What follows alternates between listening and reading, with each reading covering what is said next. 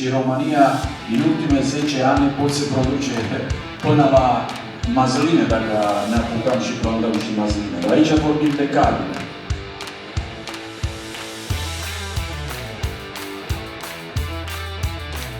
Ce se întâmplă aici? Ce să facem, uite, în căutarea steak-ului perfect. Așa. Da, avem un antricot și acolo o picania.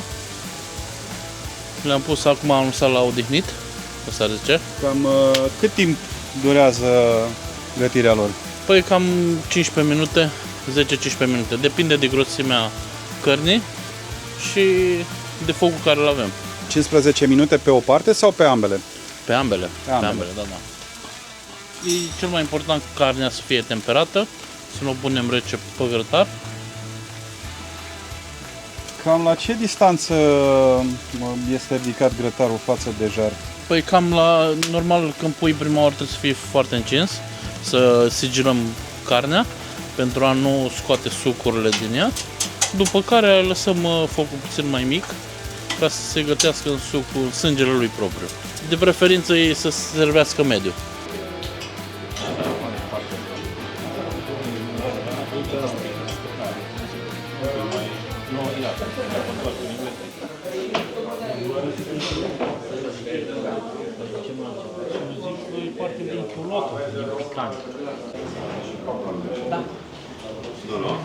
Păi aia m-a curat pe 21 de zile când luăm vorbioară și mai sunt da.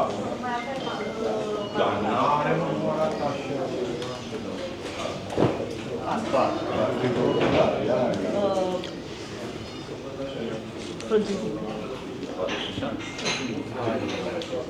De când te așteptăm?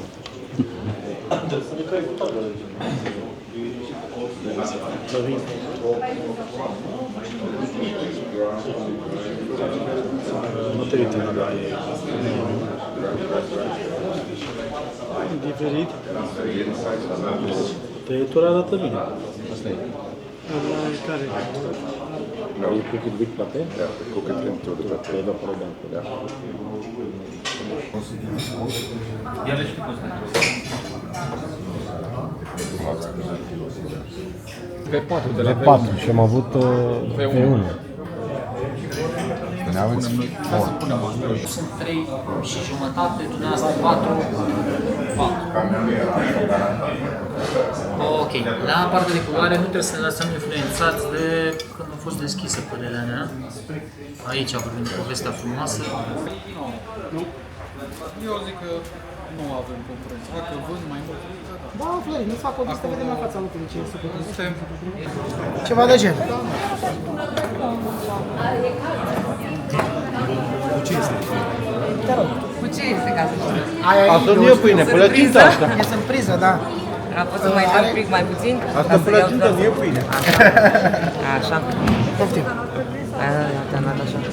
Salutare, Mariano, și bine ai venit la Best Steak. Ce se întâmplă pe aici? Ce se întâmplă? Am făcut prima competiție de jurizat steak-uri și când spun steak-uri nu mă refer aici doar la partea de vită. Noi cei de la industria cărnii avem în spate toate sectoarele de carne și nu am vrut să facem pe un singur sector. Am să facem și pe porc, și pe vită, și pe oaie, dar și pe pasăre. Aici au venit mai mulți și au gătit sau sunt doar produse de la producători? Nu, sunt produse de la producători care au vrut să se înscrie la acest eveniment în care se jurizează numai de profesioniști, da, în blind, adică nu știi de la ce producător este carne, iar carnea se jurizează crudă și făcută la grill.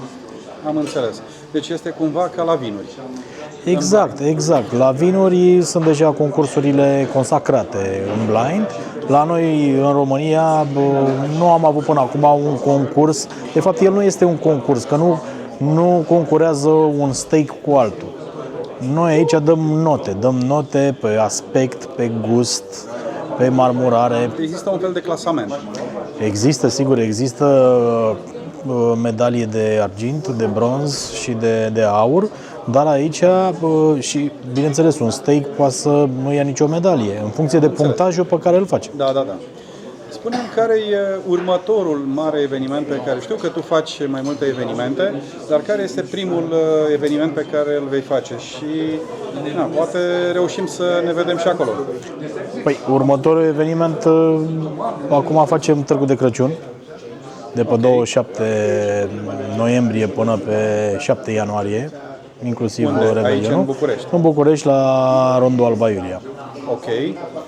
Și de la anul ce evenimente? De la anul urmează pe acest eveniment, pe Best Steak, să facem gala de premiere. Facem și o gală de premiere care va fi undeva la sfârșitul lunii februarie. Tu știi că eu călătoresc foarte mult cu camperul. De fapt, așa ne-am și cunoscut Exact. Când am venit cu camperul la Olimp, la Grill Fest, în 2022. Tu ai venit la Carne Expo Grill. Sau Carne Expo Grill. La Carne Expo Grill, Așa este. la Olimp, da. La Olimp, da.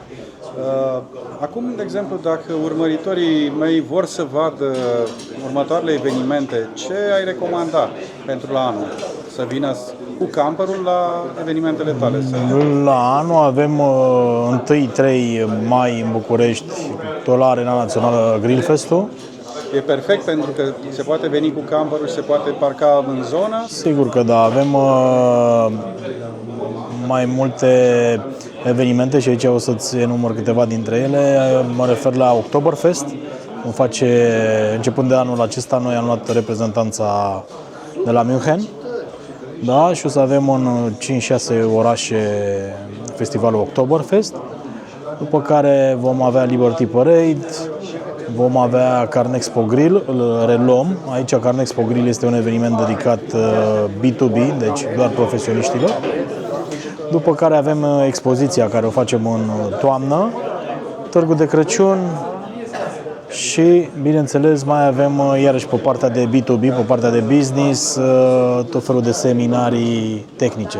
Eu anul ăsta am organizat prima ediție al unui nou eveniment care se cheamă Oktoberfest, adică o combinație între Oktoberfest și Ervefest. Oh, interesant. Da. A fost prima ediție, au fost 80 de echipaje. Mă rog, vremea nu prea a ținut cu noi, dar... Da, la tot ce înseamnă evenimentele astea B2C, adică către publicul și în aer liber, depinzi de vreme, da, sunt riscuri, sigur că da. Mulțumesc mult, Eugen, mă bucur că ne-am revăzut și mult succes! Bine, Mariano, ce să zic, tu oricum ești după noi, ne urmărești, așa că ne vedem la următorul eveniment. Numai bine! Bine, ceau, pa, pa, pa, pa. Salut, Mariano! Bine ai venit sau la bine revedere! Pentru că nu este prima oară când ești prezent la evenimentele noastre. Ne-am văzut la Olimp, București, Constanța, Brașov, la minor. Să înțeleg că oricum caravana ta nu are limite de kilometri și îți mulțumim pentru că ne vizitezi de fiecare dată. Tocmai ce ai trecut și ți-ai încântat papilele gustative la Best Steak, un proiect nou în România unde ai vorbit cu colegul meu Eugen legat de selecția celor mai bune steak-uri, fripturi din România, prin faptul că noi vrem să creștem nivelul de calitate, vrem să dezvoltăm cât mai mult zona de industrie cărnii din România și atunci, prin această selecție, noi dorim să creăm un ghid al steak-urilor pe care să le publicăm și, bineînțeles, consumatorul, da, cei care stați acum în spatele camerei lângă Mariano, să fiți cei care să alegeți în călătoriile voastre, oriunde în lume, carne de calitate bună din România. Dacă aș face o singură recomandare, mi-aș supăra pe ceilalți sute de producători din România și atunci vreau să spun că ce înseamnă produs de calitate românesc, care este certificat. Mai bine v-aș recomanda să urmăriți anumite hinturi, să le spunem așa, în a alege o carne de calitate.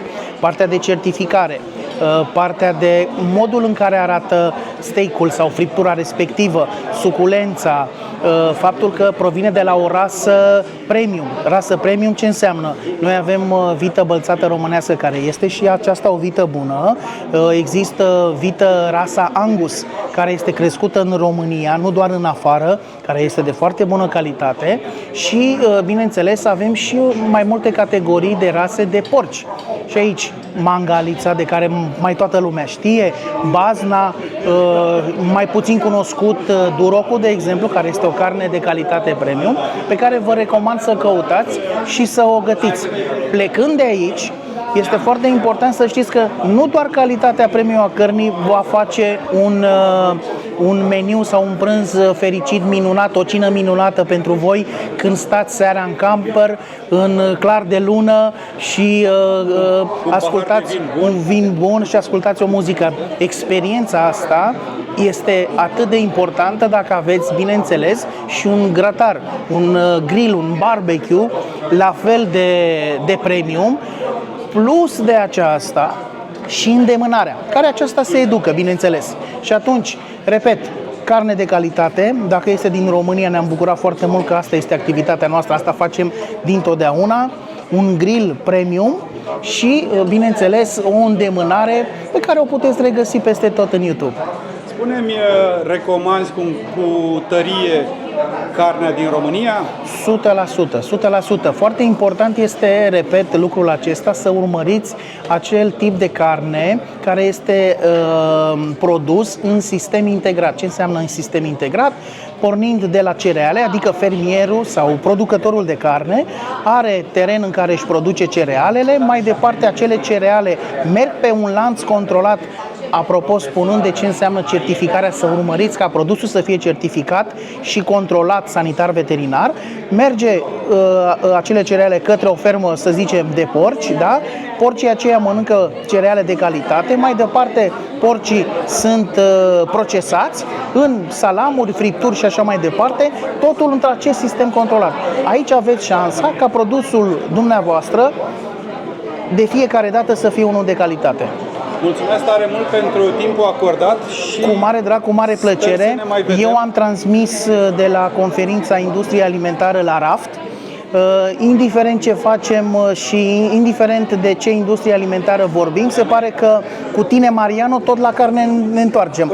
Așa că așteptăm acea invitație pe care ne-ai făcut-o de mult timp, în care să ne gătești și să facem, de ce nu, un podcast, chiar asta îți propun, în camper, unde vom aduce și un șef bucătar care să ne experimenteze mai multe tipuri de carne. La bună vedere și nu uitați, în 2026 vă așteptăm cu camperele pe toți la Grill Fest. Încă nu am anunțat locația, dar cu siguranță Mariano vă va informa și vă va atrage spre această experiență minunată de grill și barbecue.